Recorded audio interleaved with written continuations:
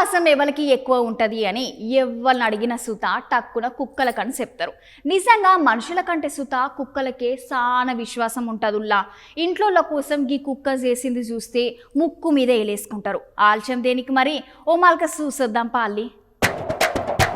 విశ్వాసానికి ప్రతిరూపం ఏందంటే ఎవరిని అడిగిన సుత కుక్క అని చెప్తుంటారు అందరూ.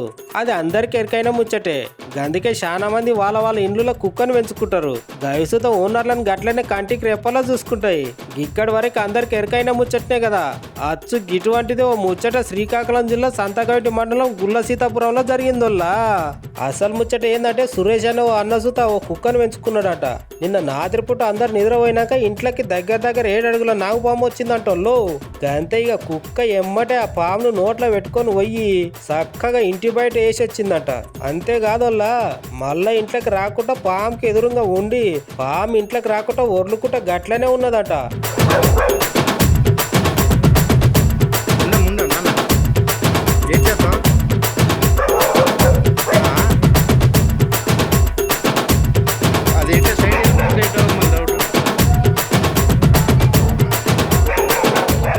లేనిది కుక్కేంది గింతగానం అరుస్తున్నదని ఇంట్లో బయటకు వచ్చి చూడంగానే పడగ విప్పిన 7 అడుగుల పెద్ద నాగపాము ఇంట్లోకి రానికే రెడీగా ఉందట. ఇక చూసుకొని ఇట్లా 2 గంటలు అక్కనే ఇంట్లోకి పాముని రానియకుండా ఇటు కుక్క అటు ఇంట్లోకి ఎప్పుడు వద్దామా అని వత్తానికి రెడీగా ఉన్న పాము ఉన్నాయట. బయటకు వచ్చి చూసిన ఇంటోళ్ళు దెబ్బకి షాక్ అయినరట.